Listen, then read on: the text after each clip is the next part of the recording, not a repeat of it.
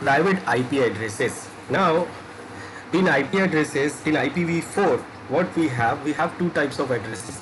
We have private addresses and public addresses. What is the difference between these private and public addresses?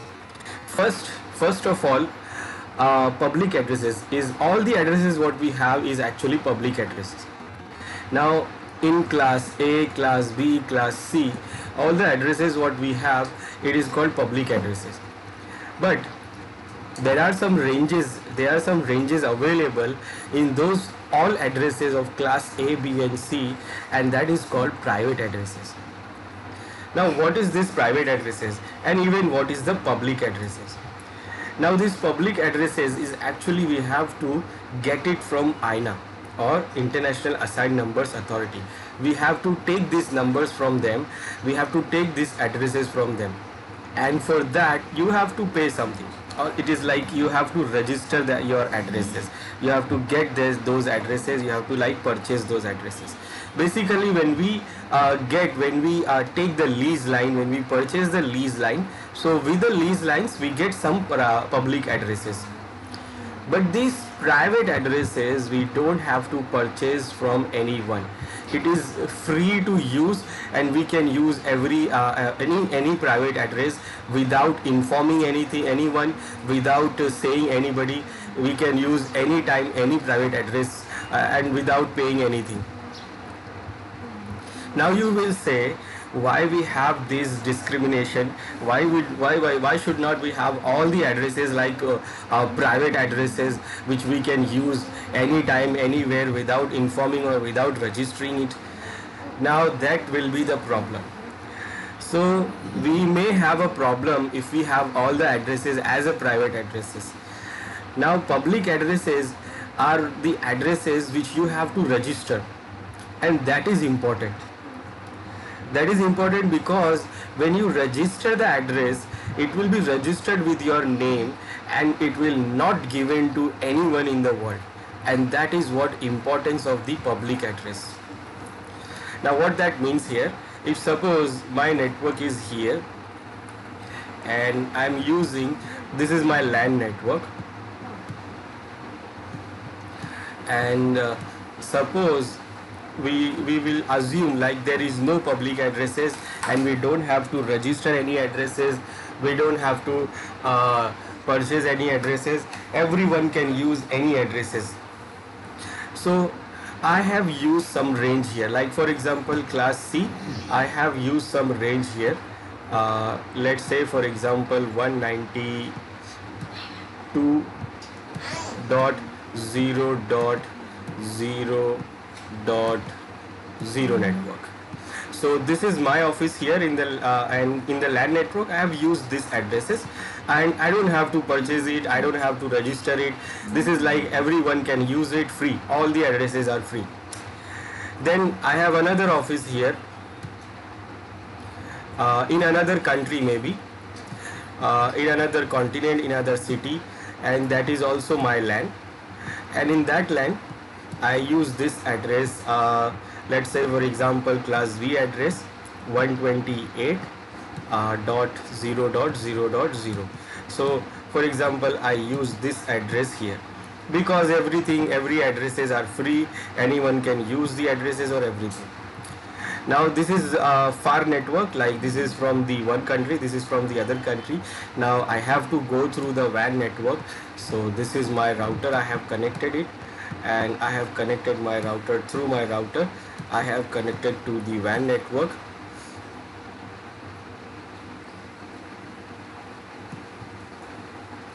And then from the WAN network with the help of another router, this LAN network is connected.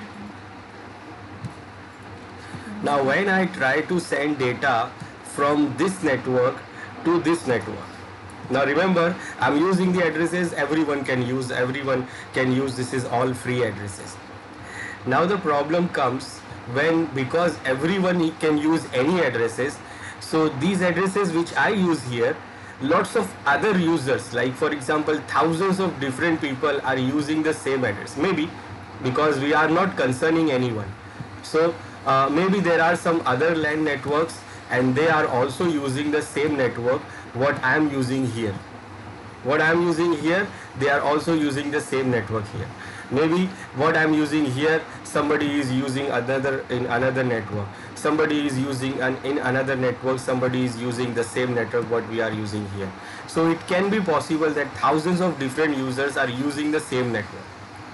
Now the problem comes when I try to send the data to one of the machine of this network of mine. So when it reaches to the WAN network, now in the WAN network where the data will go. Now here it will be confusion that where the data to send, because there is thousands of different networks which is using the same network which I am using. So it is not possible for the WAN network to forward the data to the exact destination. It is not possible to forward the data to the exact destination, because there are lots of many other LAN networks which is using these addresses or could be using these addresses. There is no information about it in the WAN network. For the ISPs, they don't know that who is using what addresses. So this thing can be very confusing, but because of the public addresses, now these things will never happen. These things will not happen. Why? Because when you get this public address, this is a public address, and when you get this public address, this address will be registered with your name. So it will be registered with your name in the international register, that this address is given to this person, this company, and it is located here in this area. This address is given to somebody and this is located here. Now in a WAN network, this WAN in a WAN network, ISPs knows, all the ISPs knows from this country's ISP, internet service provider, to the other country's internet service provider who is providing the lease line, from the other country's internet service provider. They all know, they have access of these registers. They all know that which addresses are belong to which company or person and where they are located.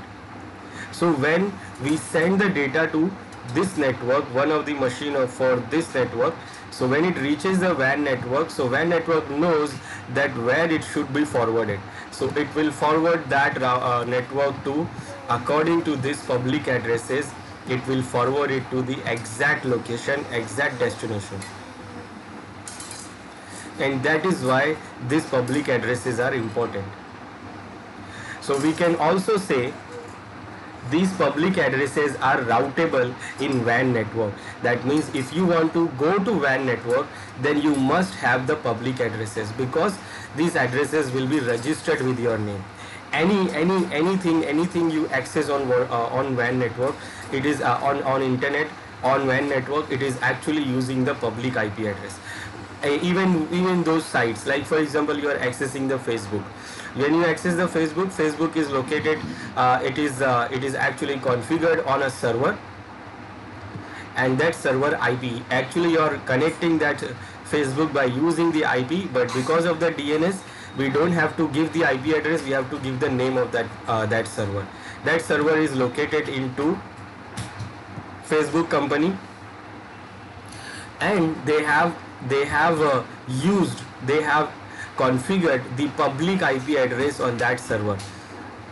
If they have not configured the public IP address, we may not have access of that Facebook site.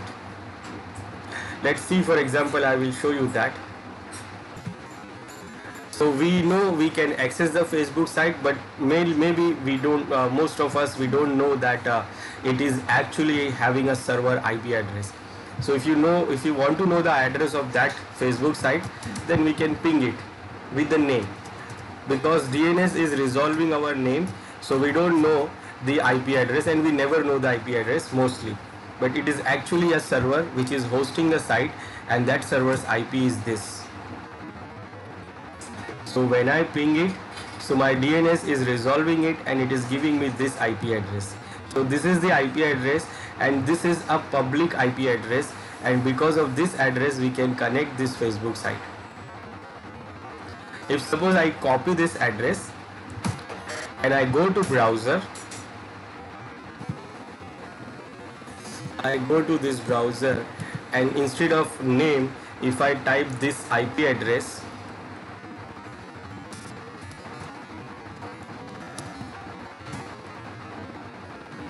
you can see it is opening the Facebook here. So because uh, it is having the same address, that is why we can it can open the address. So it is actually a public address, and that address is registered on the international register, so that we can reach the destination properly. Now where those addresses are registered, if you want to know, then we should go you should go to the sites of aina.org, and in that you go to numbers resources, and you can see those registers here.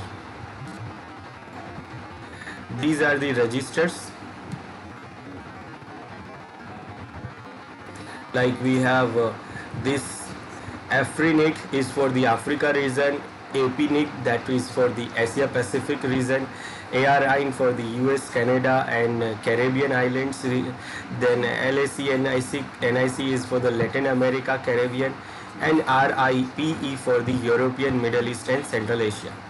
So we can see these are the registers where our public IP addresses are registered. So for example, I am accessing the Facebook site and the IP address is public, so it might be registered on these registers. So we can verify this. Let's say I will try to access, I'm in India, so maybe it is giving me access from Asia Pacific. So I will go to this register.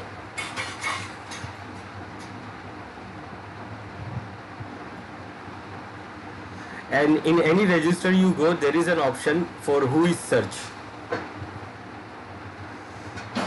Here it is the whois search, where you can put the IP address what you want to search, and then you can search it that which this IP belongs to who, or is it free, it is available.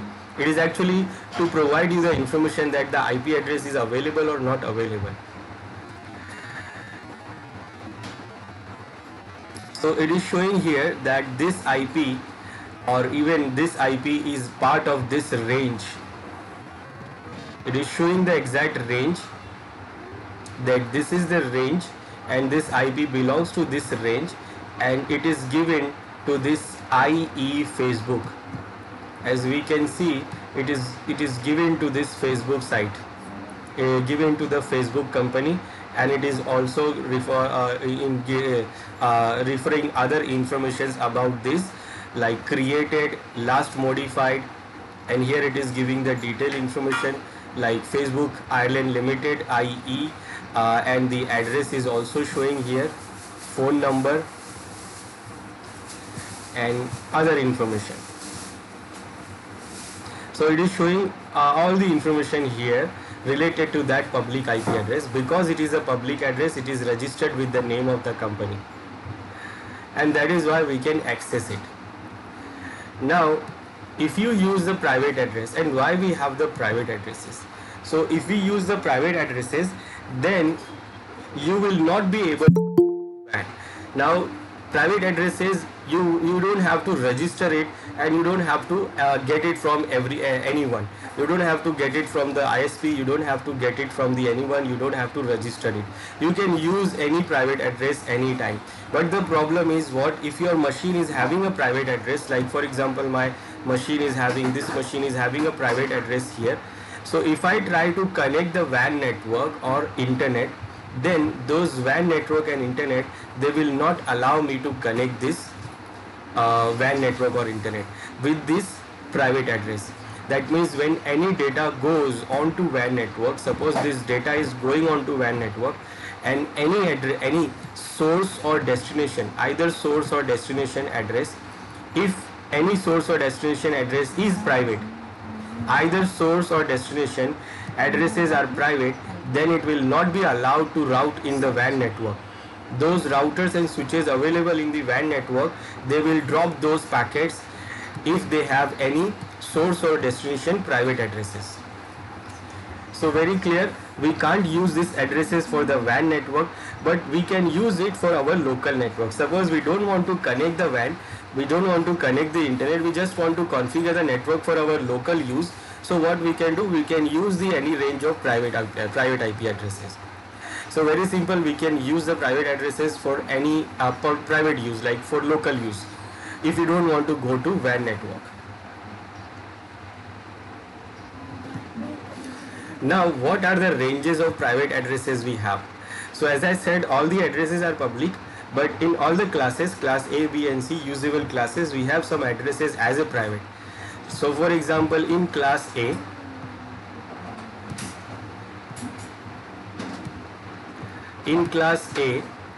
we have from 10.0.0.0, like for example, before this 10, that means till 9.255.255.255, all the addresses are public. But from this 10.0.0 to 10.255.255.255, that means 255.255.255. Now what that means? That means the whole this is class A, and this is the whole range of class A 10 network.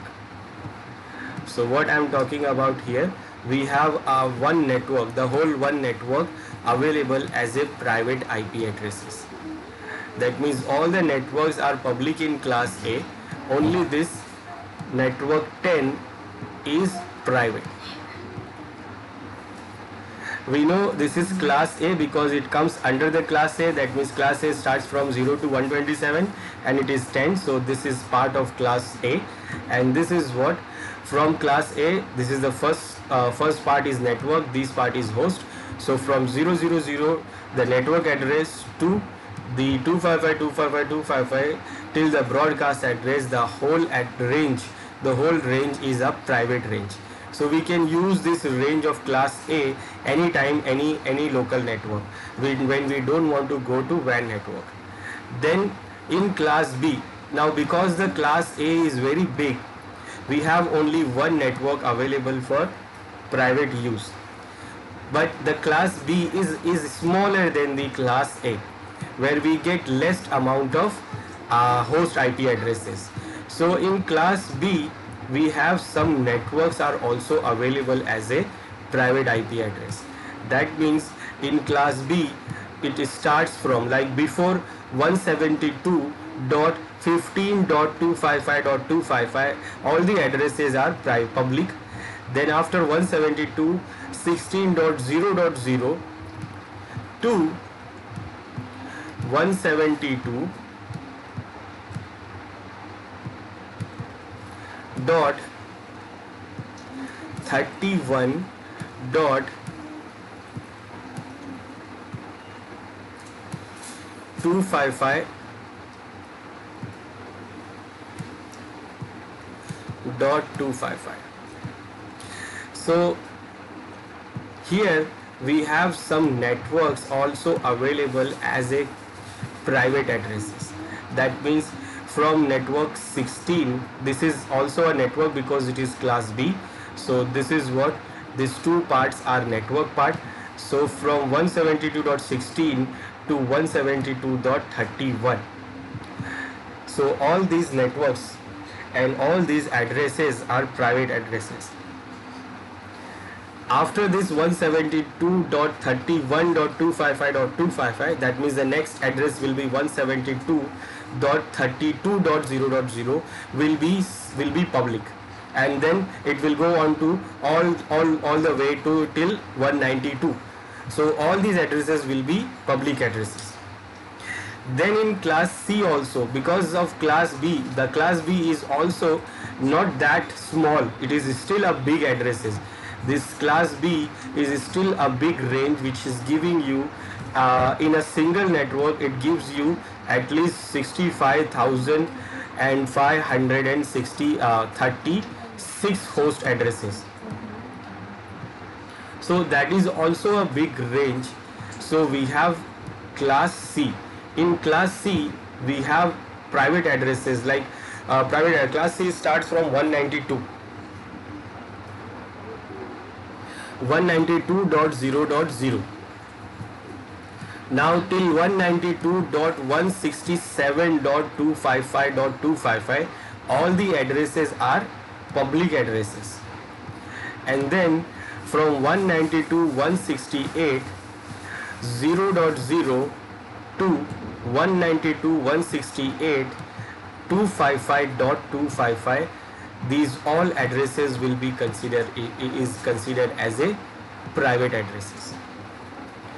That means we have in class C we have these three parts as a network. Now remember, class C is for the small networks where we have less amount of host addresses, like 256 only.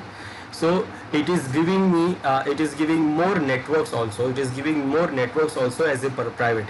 So you can see from this is a network. So from this 0 to 255, all these are different networks, and all those are private networks. So these are the all private addresses we have, and we can use it without any registration or any purchase, anything. So we can use it anytime, anywhere for our local network if you don't want to go to WAN network. But if you want to go to WAN network, then it will not work. It is only for private use, and that is why it is called private IP addresses. Now you will ask, or you will say, that why we use this private address if we are not able to go to WAN network. If we are not able to go to WAN network, then why we are using this private network? So actually there is a use for the private network, which is actually very better use for very good use, or actually when the IP addresses are finishing, these IPv4 addresses are finishing and no more IP addresses are available. So these private addresses are helping administrator to manage the addresses, small addresses, and use small addresses to a big network also. I will give you an example for this. Now remember, public addresses you have to take on lease, and you have to get it from INA or ISPs, and it is giving you on lease with the lease line. So when the lease will expire, then what it will your IP will be free, your public IP will be free, and when you want to continue with that IP, then you have to go for the ISP or INA, and you have to say that I want to get this IP again. Or if suppose the IP was not free, if it is given to someone else, then you will given different IP also. You could have given different IP. Now this can be a problem sometime, because suppose this is my network. It's a big network which consists of let's say 6,000 machines. In my network I have 6,000 different machines. Now I want to configure this network, and I want to configure with the IP addresses. Now I know that private address will not work on WAN, so I decided to use public addresses. And I use this router to connect my network to WAN, and with the WAN lease line I get it some public addresses also. And I get it the public addresses, let's say for example I get 128.1.0.0. I got this network from the ISP, and I got this network, and now what I do, I configure all my host here with this IP address. Remember, this is public addresses, it is on lease, it is not giving you for the full time, for the lifetime, it is only giving you for some lease period. So I use this address, and I configured all the 6,000 machines here. Remember, configuring the 6,000 machine, that means you are configuring client, server, applications, services with these IP addresses. You will configure a lot of things here with this IP addresses, and it will take a lot of time also to configure all of these. Let's say for example it has taken 2 months for me to configure the whole network here. Now what, everything is working properly. Now what happened, my lease period is expired and I have now expired the lease period here. Now when I go to ISP, I said I want this IP address back. They said we have given this IP address to someone else. You will take this IP 129.1.0.0. Take this IP address, because they have given this IP address to someone else. Now it is easy for ISP to say that, but it is not easy for me to handle this IP, because my whole network is configured with this IP. Now if they have given me this IP, then what? Then I have to reconfigure all these things. Now wherever I have given the IP address in any configuration, any files or everywhere, any application, I have to change everything, and it will take more than the time which I have taken to configure it. Now this is a big task, and it is not easy to do every time. It is not easy to do every time whenever my lease period expire. So what we can do, we can use the private addresses. Private addresses will help us. What we'll do here, we'll configure this whole network, whole 6,000 machines by using the private IP addresses. Private addresses, any range we can use, 172, 192, 168, or even we can use 10 also. Whatever the range we can use here, we can use. Let's say for example I use the range 10. 10.0.0.0 range here, and I will configure the whole network with the private addresses. Now private addresses will not work on WAN. I want to go to WAN, so what I will do, I will purchase the public, I will take the lease for public addresses also. Now what we will do here, on a router we configure one thing, it is called NAT. NAT means network address translation, and what it do here, it will translate the private addresses into public addresses. Remember I told you that whenever any packet goes on WAN network, if any source or destination has a private address, they will not allow. So they will only allow when we have the public addresses. So what happens when the packet will go out of our network? So destination might be the public address because it is going to WAN, but the source will always be the private address because we have configured it with the private address. So it will always be the private address. Now what happens when it reaches the router? Because we have configured the NAT here, so router will do what? It will translate the source address. It will translate the source address to one of these public address. Destination is already public address. Now it will be translated with the public address. So when the packet goes on to WAN network, it will not be dropped, it will go to destination and the reply will come back. Now when the reply will come back, so router will do what? It will translate back to that private address. So the address which is translated public address, it will translate back to public address. So basically what is NAT? NAT is actually mapping the addresses. Like if we say 10.0.0.1 comes, then convert it into 128.1.0.1. If 10.0.0.2 comes, then convert it into 128.1.0.2. So, just like this, it is just a mapping. This is not it is not a different thing. It is one-to-one mapping. Now what is the benefit here? If suppose our lease expire for this address 128 and we got this new address here, now what we have to do, we don't have to change the whole configuration here, we don't have to do the reconfiguration here, we just have to reconfigure the NAT on router. So on router we just have to remap it. Previously it was mapped like 10.0.0.1 comes, it becomes 128.1.0.1. Now it will become 128.1.0.1, and it will take not much time. It will take less than let's suppose half an hour to convert it, to reconfigure this NAT. So we don't have to reconfigure every time our whole network. We will configure it with the private address, and it will be the fixed configuration.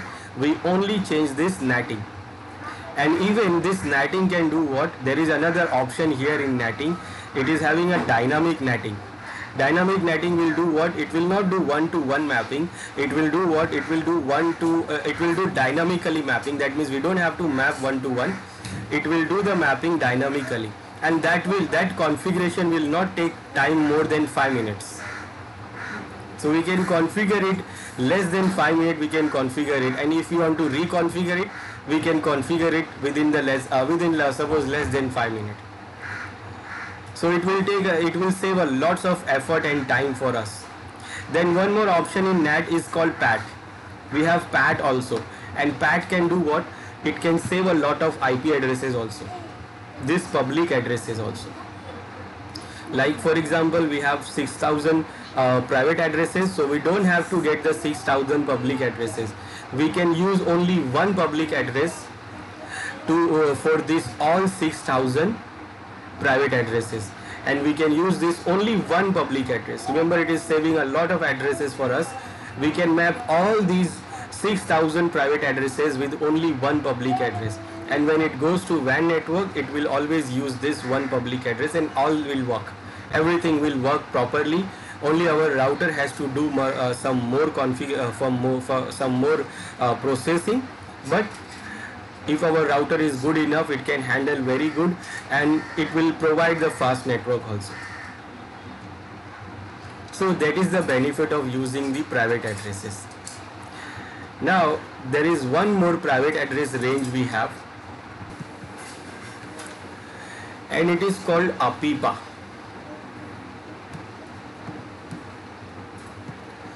APIPA, that means automatic private IP addresses. This is also a private address range, and it is not defined by INA. It is actually defined by Microsoft. And this APIPA range starts from 172 dot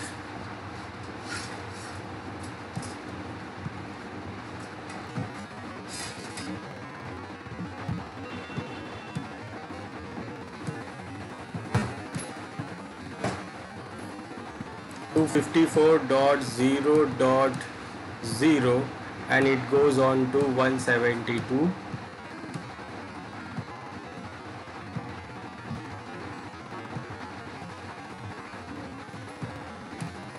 Two 254.255.255.255.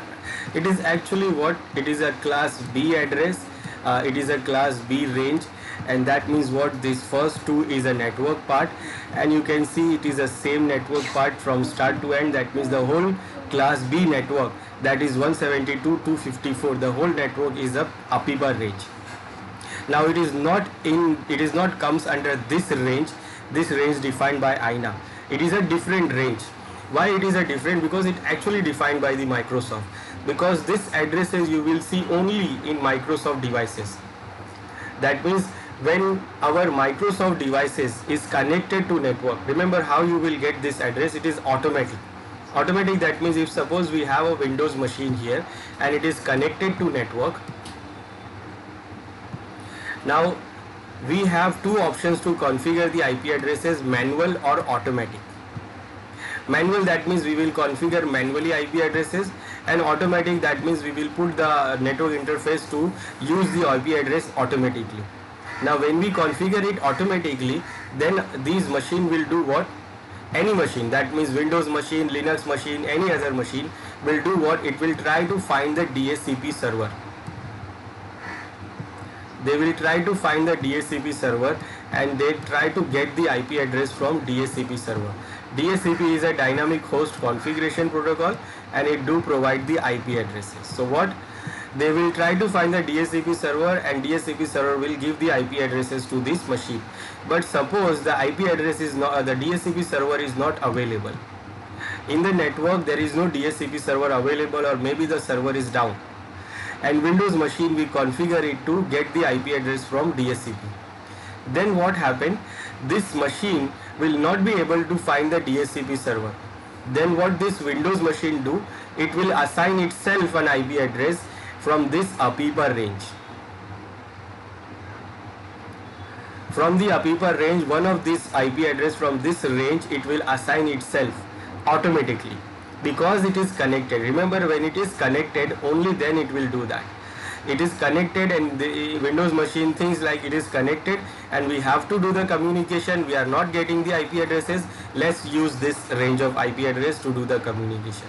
So it will use this APIPA range. It will show you in the configuration, it will show you limited or low connectivity, but it is using this IP addresses, this APIPA range, and it happens only on Windows machines.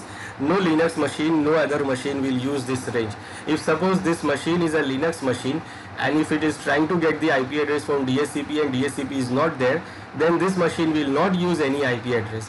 It will go blank, it will go to 000, 0.0.0.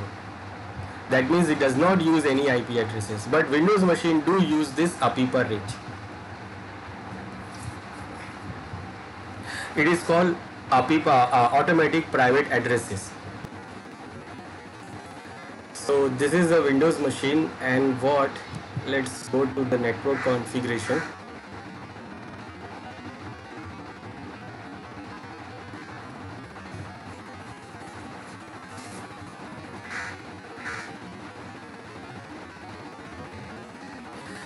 Now when we go to check the network configuration, I will go to adapter setting.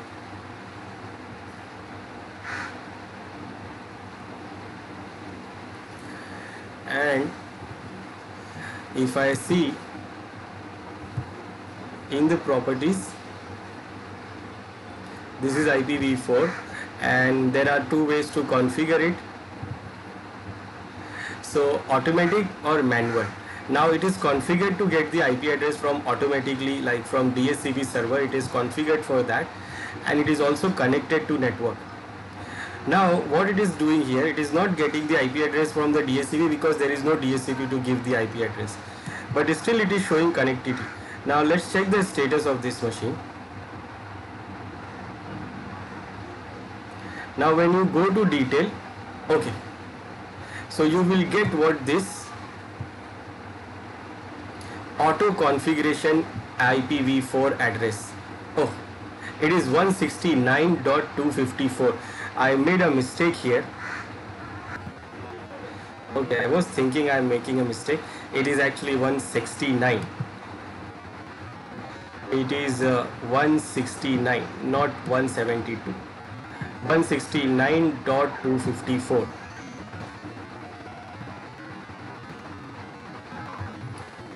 It is 169.